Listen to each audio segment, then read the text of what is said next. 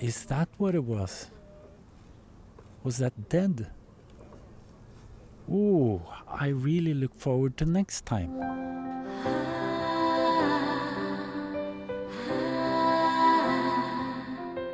Hello, Jon. How are you? Oh, I'm fine.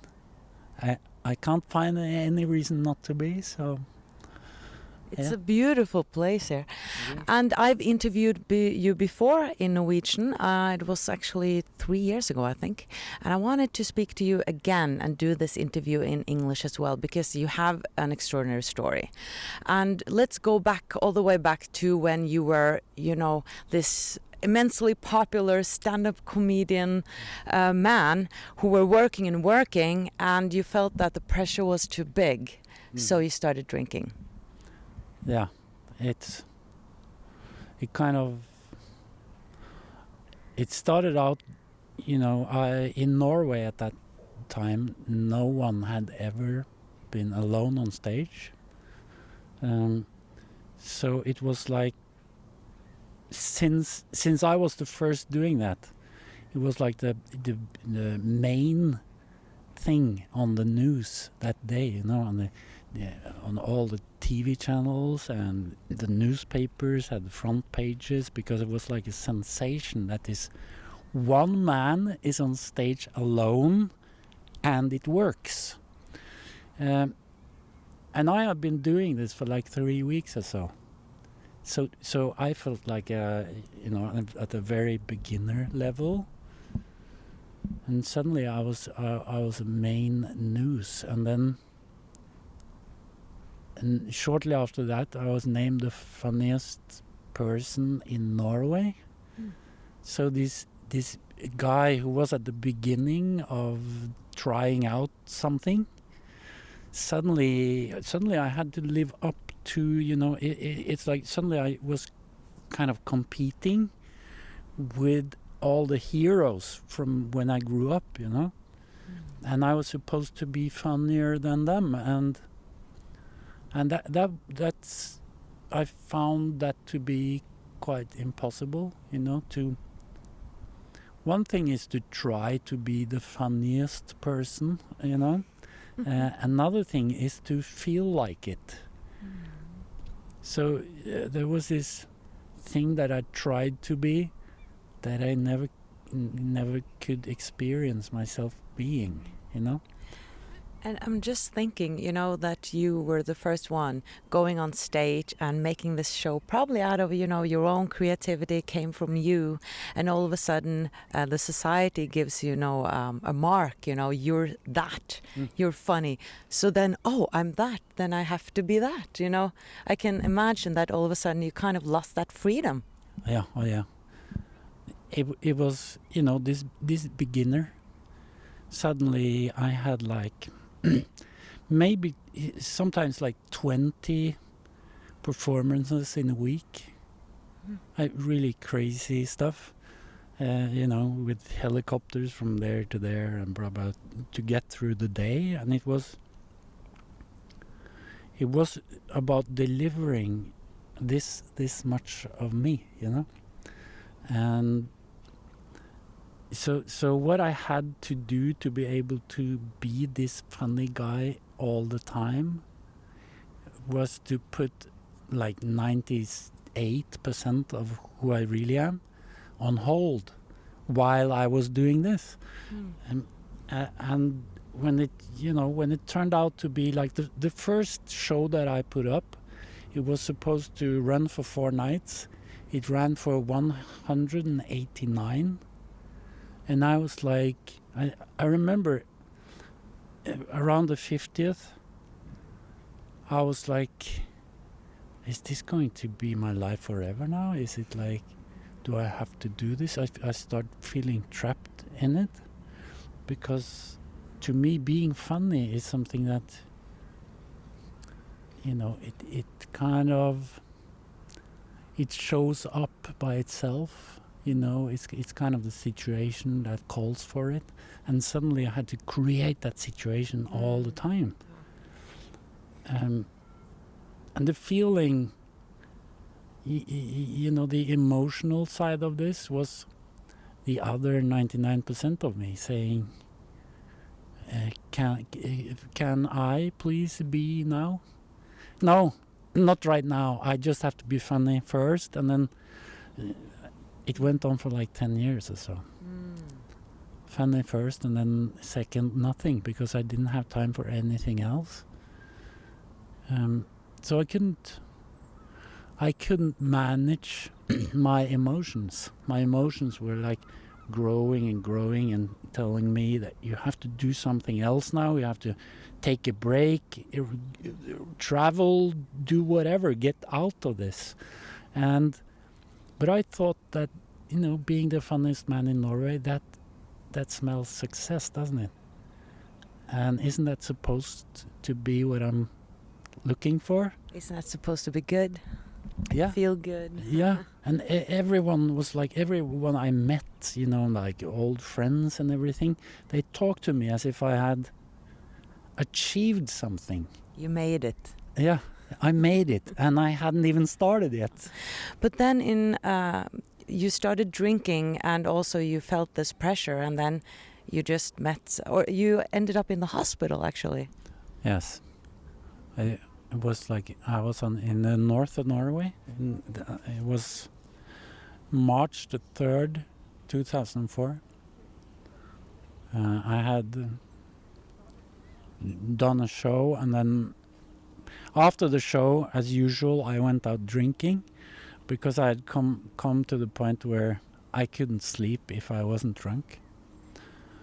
So that's what I had to do every night. And then I came back to the hotel room, and I had this, what's the word? Immense pain in my stomach area, the upper stomach area. And I could barely breathe all night. I tried everything, like having a pillow, squishing it, and I, of course, I emptied like the mini bar, but it didn't work. It just got worse and worse. So I didn't sleep a second that night. And then in the morning, when the arranger for this event the night before came to pick me up and drive me to the airport, I just had to tell him to take me to the hospital. And then everything was going very quickly from there. I got into this emergency room with alarms going off and blinking lights and everything. And going into coma, I heard one of the nurses telling my brother on the phone that Jon is dying. And you heard that? Yeah, I heard that.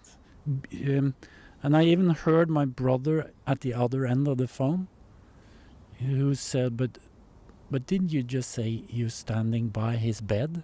You cannot say that. And she said, there is no way that he can hear me right now. The strange thing about that is that I remember being like,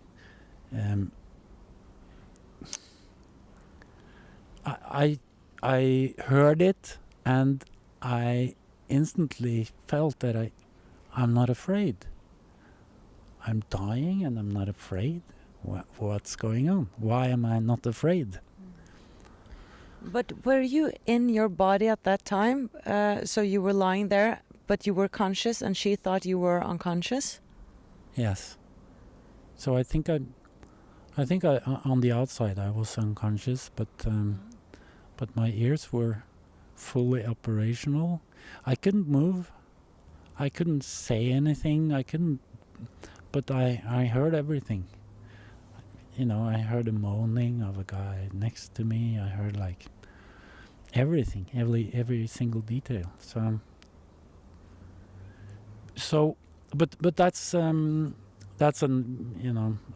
it's not very important, kind of, because what happened after that is that I went into a coma and I woke up. I felt it was like a couple of days later. in another hospital. And my brother was there, and he said, this was really close, you know. Twice they called me from the hospital saying, Jon is dead. They said you were dead? Yes. They called him and said, Jon has died. Because first they first called him and saying he's dying, so you have to come. Mm-hmm. And he was on his way, and they called and said, you're too late, he's dead. But were you clinically dead, or were you in a coma? I'm confused. I was in a coma for 5 weeks. Mm-hmm. And during the 3rd week, I was pronounced dead twice. So it's like coma, dead, coma, dead, and then coma again. So, but for me, it was like the only thing I could say when he said, twice they called me and said you were dead, was, wow, is that what it was? Was that dead? Ooh, I really look forward to next time. And it sounds like a crazy thing to say, but to me it was the only logical thing to say, actually, from what I've experienced.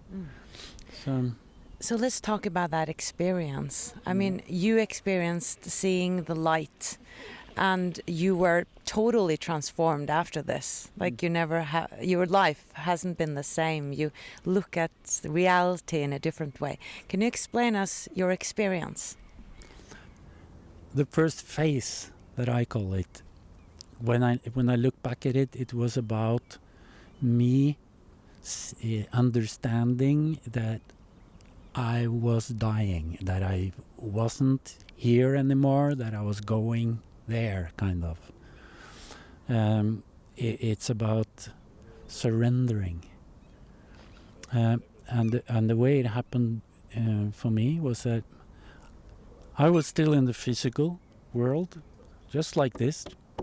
And I was at this place that I know where you have the tram, and the tram, it ran straight over me. And I was like, I didn't feel any pain at all. And I instantly just realized that if I think my last thoughts before the tram hit backwards, I can kind of roll back the time. And that's what happened. The tram went backwards before it hit me, and I ran away. And I thought, wow, I escaped. And then, standing there thinking I had escaped, I got this knife in my back. Again, this strange feeling that why doesn't this hurt? It was starting to get a little bit annoying. And I turned back the time again and ran away. I got this gun in my forehead. Someone just came at the sidewalk. I was running down the sidewalk, and this guy coming towards me suddenly pulls up a gun, puts it in my forehead, and boom.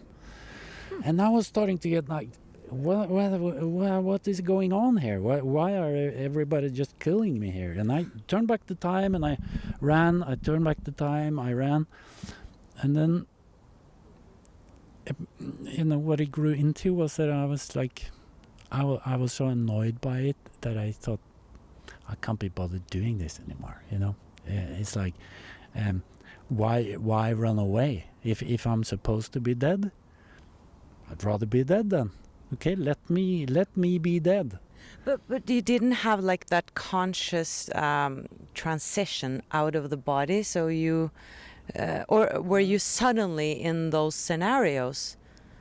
It's like I have like before and after this, so many experiences of being out of the body, like seeing the hospital from above. seeing the room from above, looking at myself from the roof, you know, from under the ceiling, I mean. And also, you know, I saw my sister coming to visit with his new boyfriend that I hadn't seen. And then when I woke up like some weeks later, I asked her, why did you come to visit me and then stay for like 30 seconds and having to go shopping? Why didn't you just do shopping before and then come? And she was like, how do you know this? I was looking at you from the ceiling, you know. So many episodes that was actually the way it happened. But so I saw my sister and this guy I didn't know and myself.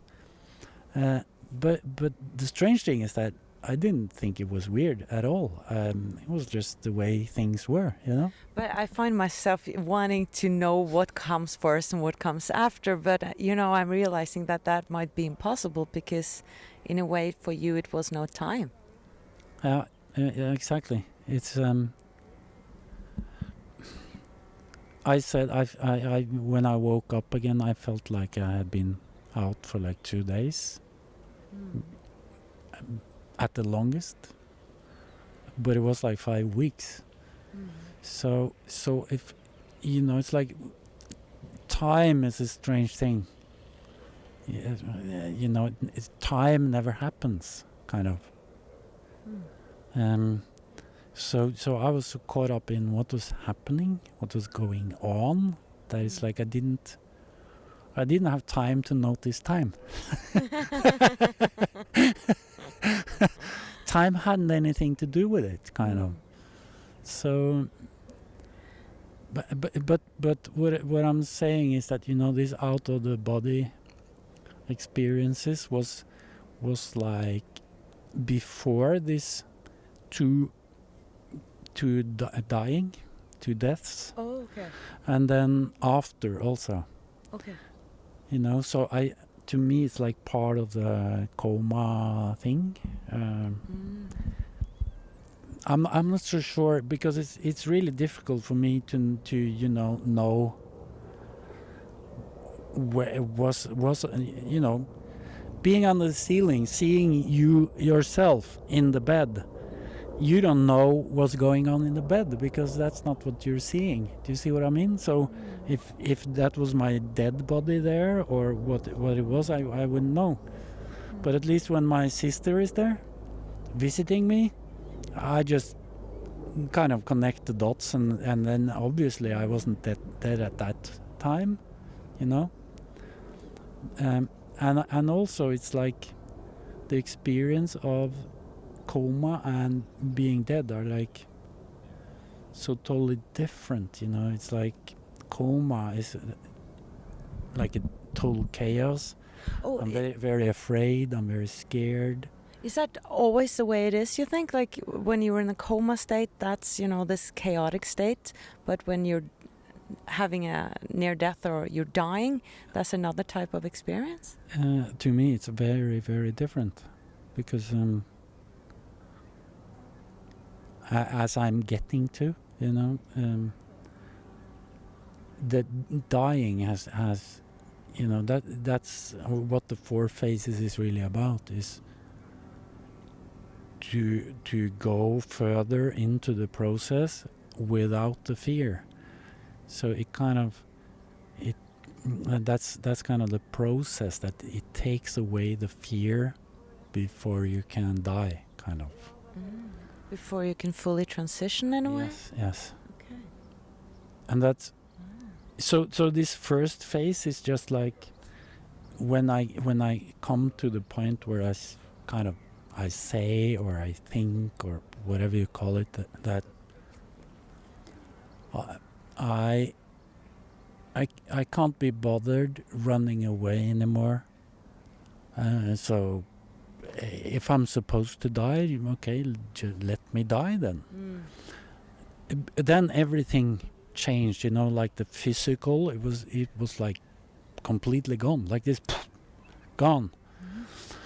and I'm in like like this vast open space. I don't know if what is like the surroundings, because I immediately get very, very focused on, you know, first in the distance, and then getting closer, this light that is like, it kind of pulls me in, you know. It's like all my attention, and the feeling I get from just looking at this light, it's like falling in love in a way that I've never been able to, you know. It's like falling head over heels completely in love. It's like I'm just floating. Yeah, if I should guess the color, I just turned pink, you know. And it's like this strange sensation of being with my mom, even if it's not my mom. I've never been here before, but it's home. It's like all this. So it's like this light. It's not like a source of light. It's not like a light bulb. You know. It's like the rays of the light, or the you know, the light itself becomes visible, as if we don't see the sun, because we see all the light, all the rays from it, you know, instead. Did you feel like that this is God? Was that a thought? No, there are no thoughts here, because, you know, the experience is it's so total. It's like filling everything, so that there's no room for thought, you know. It's like let's say you're 6 years old, you've been wanting this bicycle all your life, and suddenly it's your birthday, and there it is. It's nothing else exists for do you see what I mean? Yeah. Only a 1,000 times bigger than that, because it's like this feeling of love that kind of, it touches you. It's not in a like a subtle way, but it's really working with you. It's almost like you feel that you're activated by that light. The light activates kind of something inside of me, and then pulls me in, and so I'm like, I'm just completely at awe with this wonderful feeling of everything being the same, kind of, because it's like when we fall in love here, I often feel that I'm the only one here who is in love right now. It's like something that goes on within me. Mm-hmm. But here it's like it is what is going on. You know, everything is made of this love. So it's like being totally in love in a place that is totally in love. And that's all there is. And then I kind of get pulled into this light, and suddenly I'm not outside of it looking at it. I'm inside of it. And then suddenly I get this, what did I say yes to now then? It's like this feeling, it's so typical of me to just say, okay, yeah, let me die then. But what did I say yes to? I was like, have I agreed to not exist anymore? Am I not existing? But that means that you were aware of yourself again, in a way. Yeah, and that's, you know, it's I can't explain it, but what happened was that I was looking to see if I existed, or if am I nothing now. So I just look for my body, and thank God I can see my body still. How was the body? How did it feel? Like, was it different? Yeah, definitely different. Yeah, because it's just a faint, tiny half a second that is I'm still here, because what I'm really, what's the word, flabbergasted over is the fact that I see my body, but it's completely, I can see straight through it. And what I see is that, this light that I'm now bathing in, that is what I'm made of. This light is the stuff that my body is also made of, so it's like a transparent container, and on the inside of it is the same light as is on the outside.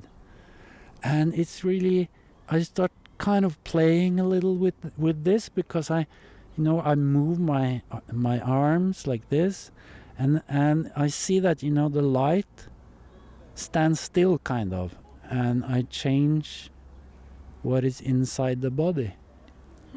So it's like, do you see what I mean? I get pictures in my mind, and I've also had some astral travel experiences, and then I've also seen my astral body. I think that was my experience of it.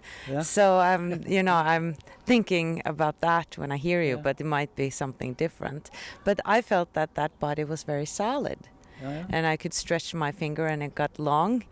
But was your body solid? No. But it's, I think I'll get to that. Is that okay? Because the thing that I just kind of want you to see is this. If I had a bottle of water now, and you can see the water.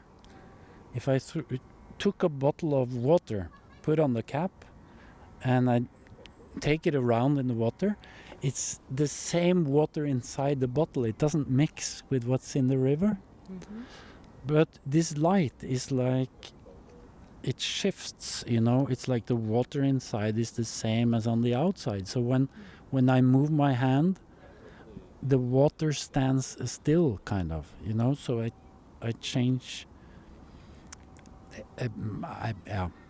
Maybe the English isn't good enough to show you this, but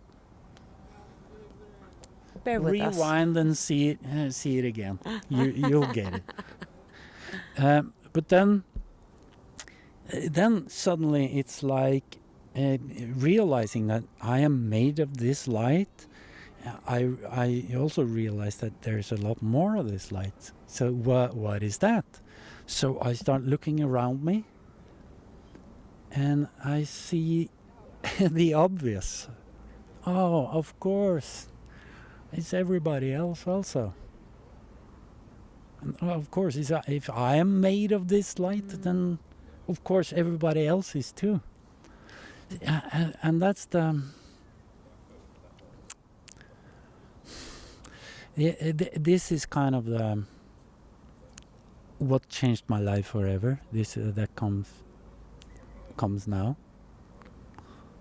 Because, this light, it's like never ending. I can't see the end of it, and it can appear as the light, or its parts, or whatever. It feels like this magic stuff that, it can show itself in so many ways. So I see the light, but I also see everybody else suddenly, these other see-through bodies here. And then it's so genius, because since it is this tiny part of the light that is now entering here, or seeing himself in it, the light has put the other little parts that I know best closest to me. So I'm kind of welcomed into this light by those who I know the most. So there stands like my father and my mother, my grandfather, my grandmother, or four of them. In Norway we have different words for we call it mother and father and things like this, but So it's all my 4 grandparents, my 2 parents, who are all deceased, but here they're alive. I've never seen them look so good ever. and also I saw my brother, who was, at that time sitting by the bed. Who was alive? Who was alive. So to me it was, well, okay, is it... Okay, so we're all here? There's a part of us that is always here? You didn't think that he was dead? No, I didn't. No. It's like kind of, I knew, no, he's not dead, but he's also here. So it just turned out to me, it ended up just being this question. Yeah. Is there a part of us that is always here? Or I tend to nowadays to think the other way around, that this is a part of us that is here, and all of us is there. Okay. Well, that makes sense. Yeah, to me it makes a lot of sense. But I just have to say, I so liked the picture that you gave me now, that they come forward because you knew that part of the light the best. Yeah. That was really nice. I've never heard that before. No, it's almost like this light is able to prepare the greatest welcome ever. It's like whoever would be your favorite to meet is who you meet. It's like it's very moving, And then came what changed my life, because it's like the worst thing I ever did, the darkest thing in me, in my opinion. It's like and it's almost embarrassingly small, actually. It's like someone that I bullied when I was like 13, and she was a girl like 5, and it has been so embarrassing that I just hid it away, because I thought if I tell anyone that I'm capable of doing things like this, they would never be with me, So, and I think we all have that. We have something that is the worst in our opinion about ourselves. There always some side of us that we hide from others. Shame. Yeah. And suddenly all of this light becomes like its smaller parts, and all of them are standing like this, and what they're showing me is exactly that. The darkest part of me.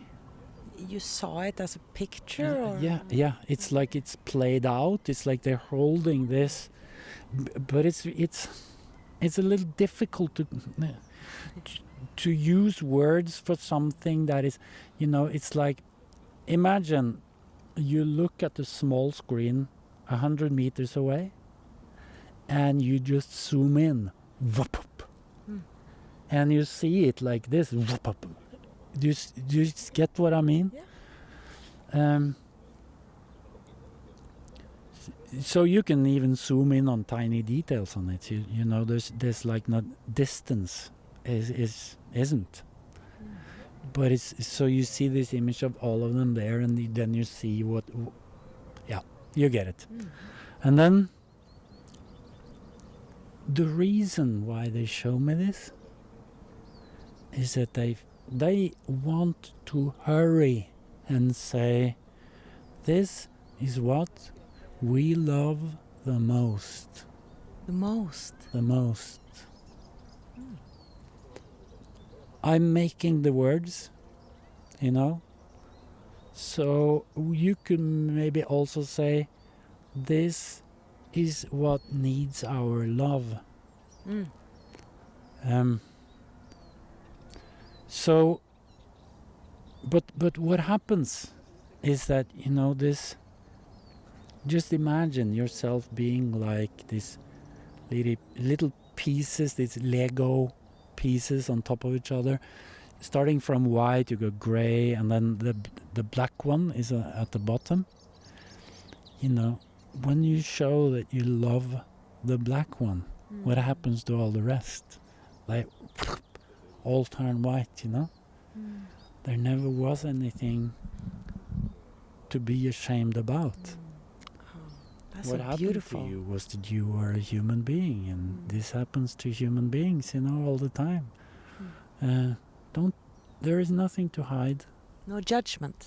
no judgment, and that's the kind of the insight of the realization that I get. It's like there are no words here. There are no definitions. You cannot look at something and say, wow, that's a cat, because it's like there are no words. Because it's like instant experience of that which you see. It's like you cannot actually see a cat without being the cat. Do you see what I mean? It's like the light from both sides. Is that the oneness that we're talking about? Yeah, probably. Perhaps, yeah. It's like you experience the cat being you, experiencing the cat, and the cat experiencing you, and you know, it's like, and you also get the situation like from there, and it's all available to you. You just kind of, it's like instead of having a position in a situation, you instantly grab the whole situation, kind of. You know, you're everywhere at the same time, and there's only one me. But this, yeah, but this, you know, who is to judge me? Me. So me is judging. Me was always all of this. All of the judged, all of the not judged, all of the everything, you know, which makes sense to the feeling that I suddenly have, you know, from being this falling in love state on the way into the light. Suddenly when I'm inside of the light, this feeling changes, and it's like complete harmony. Total balance. And when I say total balance, it's because, you know, you could have like a weight, you know, a weight like this, and you have like 1 liter of milk there and 1 liter of milk there, and it's total balance. But it's really easy to disturb that balance completely, because you just have to take away 1 liter of milk and it's complete unbalance. But this, it's like everything is already there. All the parts of everything, or all the parts of me, they're welcome here on this weight, this scale, you know, so it can never lose its balance, because it acknowledges all parts of itself. So suddenly it's like you realize that the imbalance that I was acting out, being a comedian, you know, was saying, this is a dark one, this is not needed for comedians, this is something I'm embarrassed about, this is, so it's like you're taking something off this weight, and then it's complete unbalance.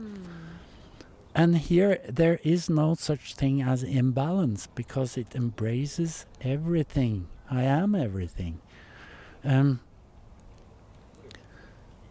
So that's what I realized, that, you know, this is not a place that choose not to judge. This is a place where that concept doesn't even exist.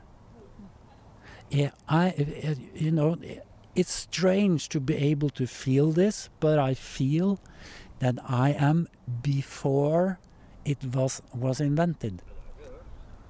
It's like reality is before we go here and play something else or whatever we want.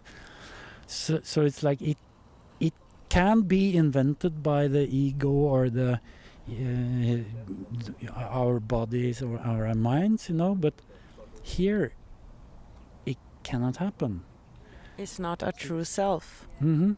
So that's what I realized, that I am a kind of a creature or a part of something that doesn't have the ability to judge. So judging ceases to exist, and that realization is what takes me further to the next phase, Okay. which is to look at my life, or the passing of my life, or whatever. Oh, the life review. Yeah. So now I can look at my life without the misunderstanding that we have here.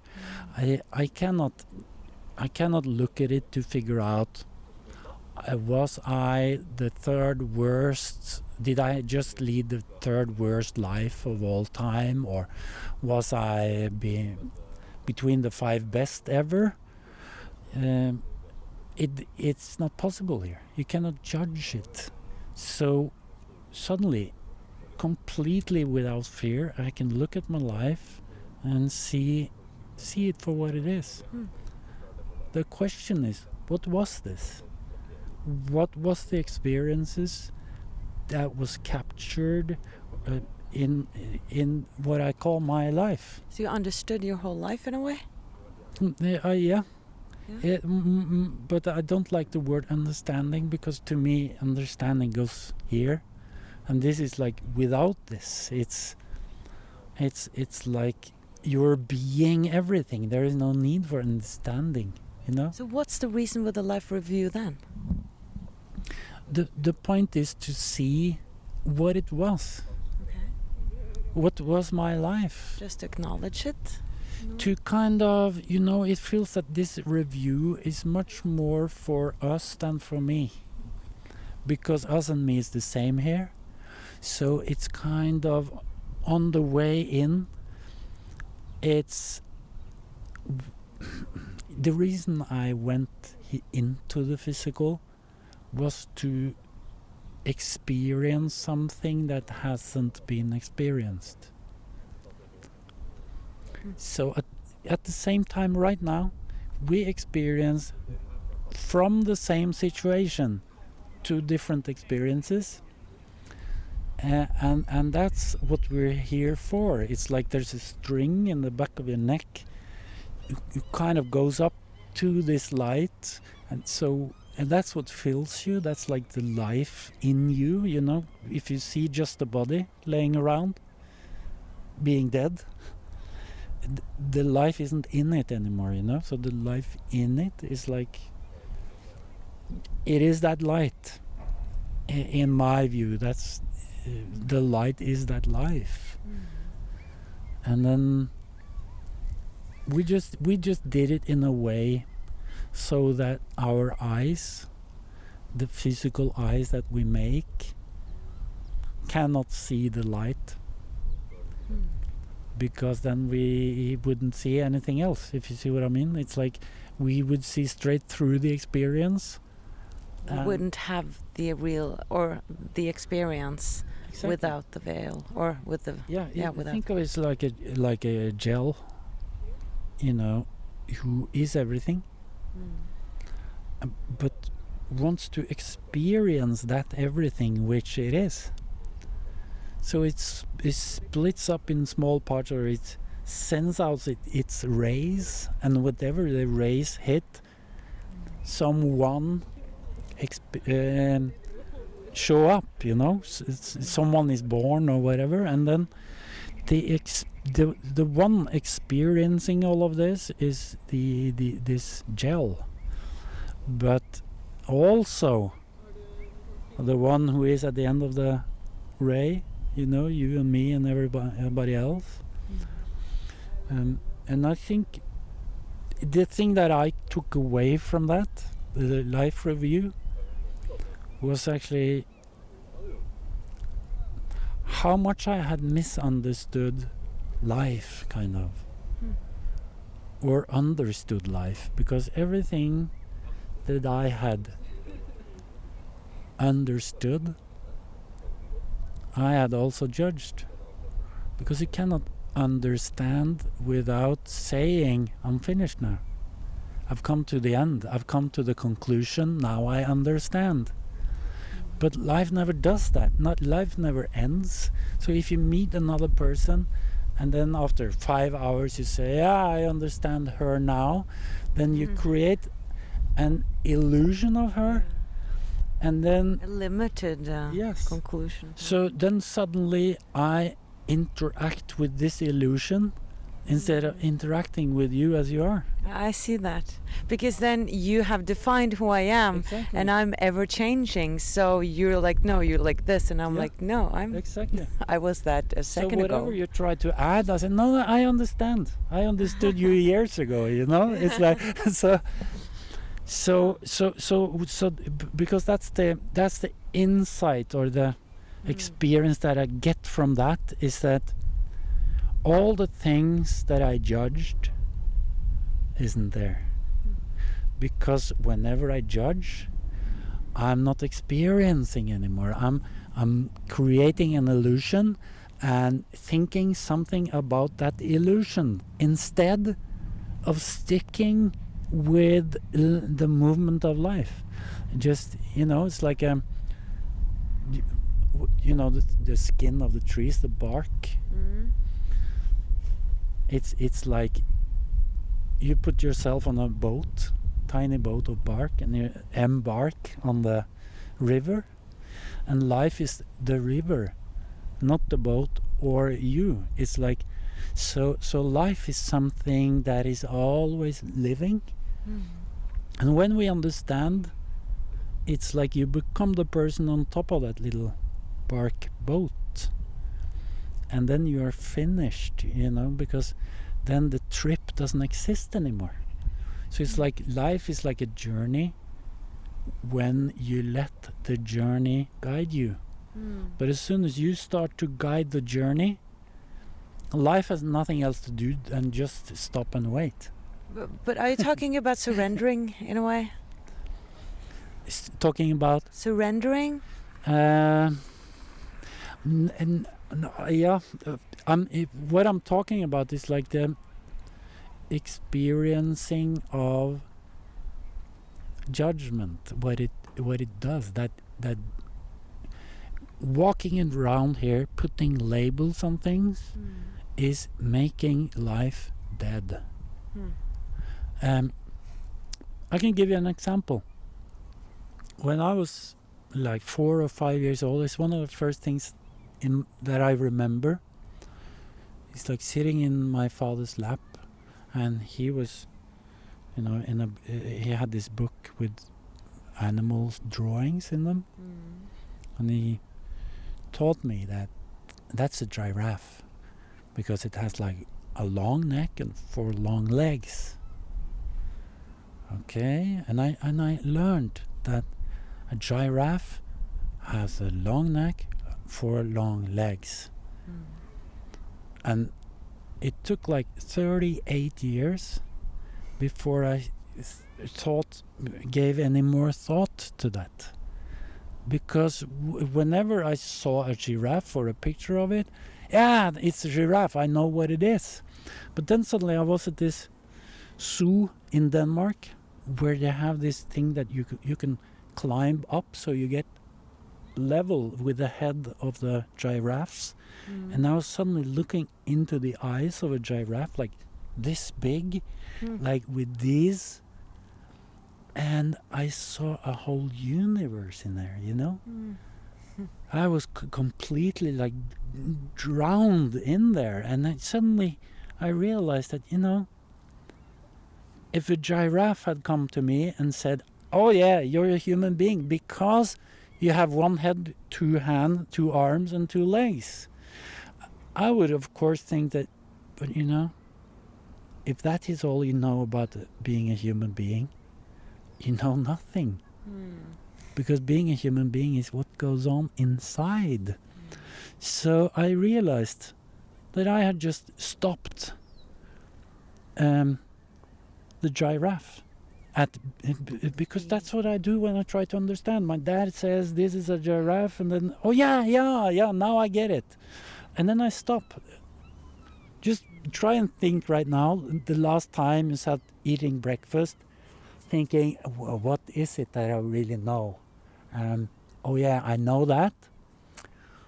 And then decide to think some more about it. We don't do that. We think that what we know is what we know, and it's behind us, you know? So just think about all the animals that I was finished with when I was like 5-6 years old. So it isn't so strange that we walk around being, out of, against, it's not against our better knowledge, but it's as a 5-year-old dealing with a cat. So of course you pull its tail and you do things to the cat that isn't good to it. So it's like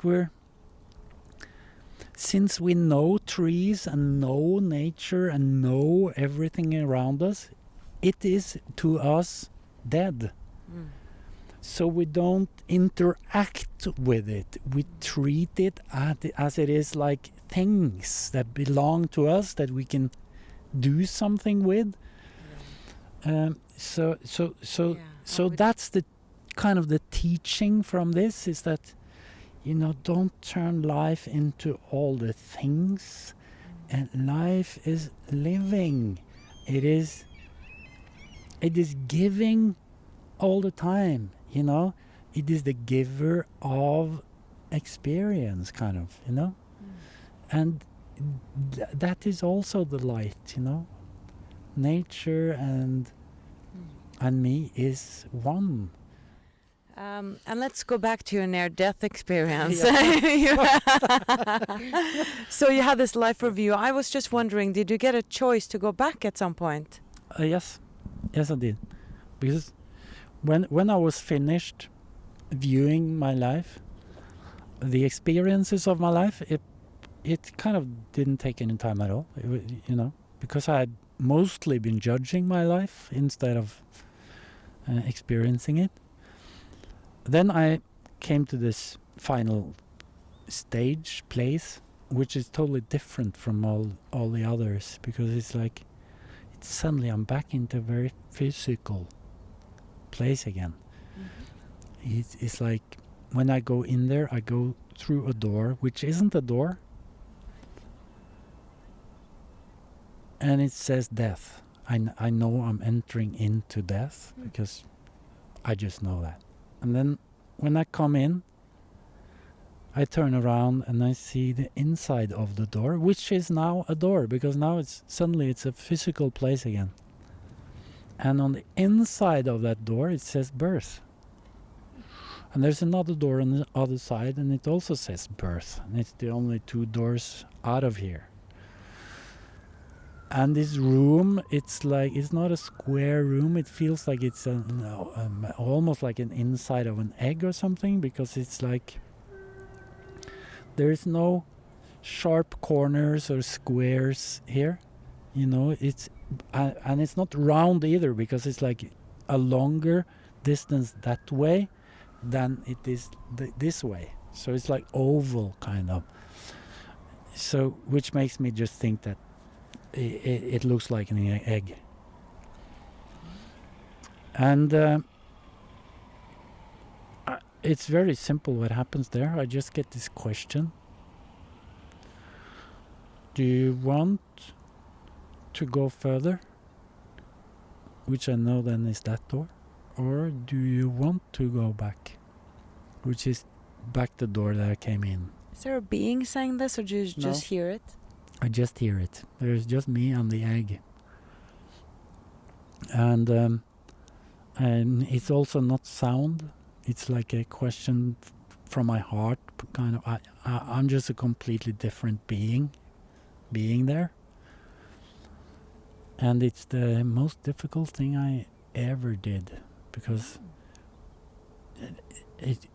the door that I didn't walk through is like, it has the same magnetism as the light. It's like, it feels like home, where I'm heading, where I belong, where everything exists, kind of. But it's just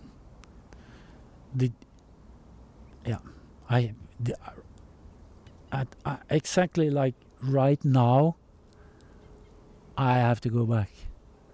Since you're asking me this, right now, I have to go back. But it's like I really don't want to. Because it's like what I've seen on the way into this egg is like myself 38 years earlier, because I was 38 at this point. And I see that I've been part of this, planning this from the very beginning, kind of. That you were going to die? Yeah. Oh, So it was part of your plan? Yeah. Oh. But of course I didn't know that, but suddenly I saw that.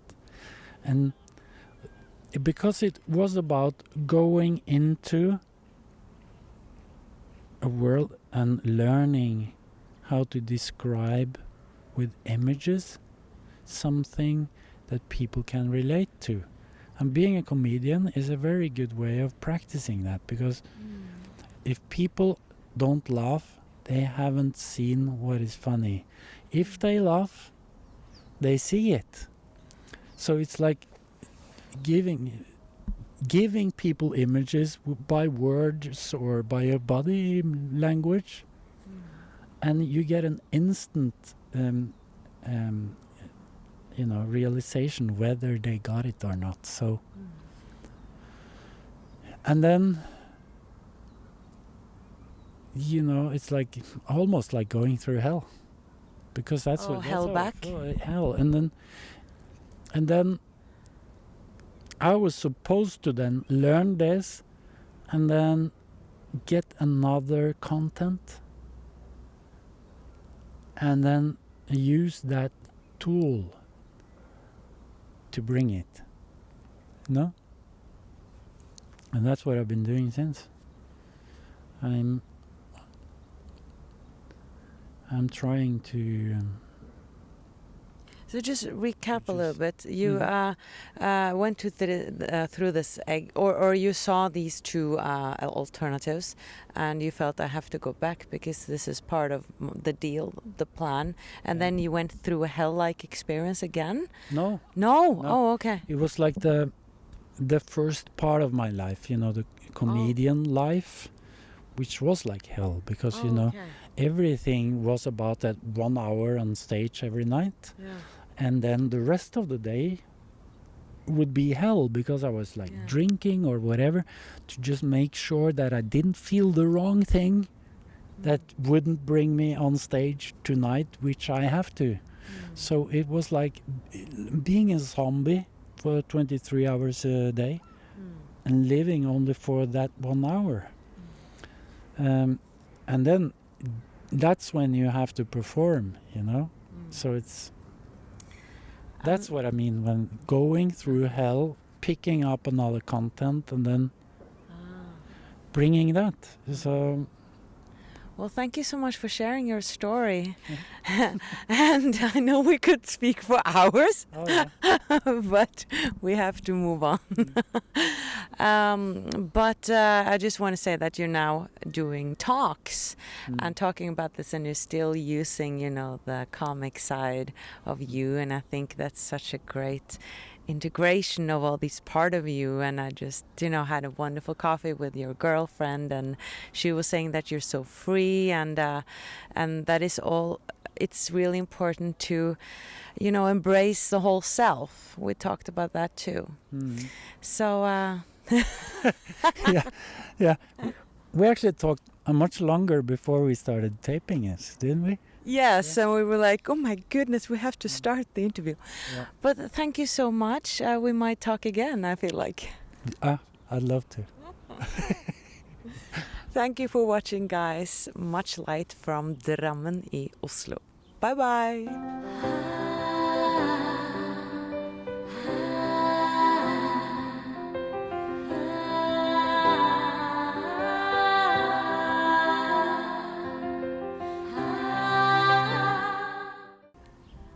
Drammen I Oslo, det var Drammen, a little part of Oslo. Oh my God.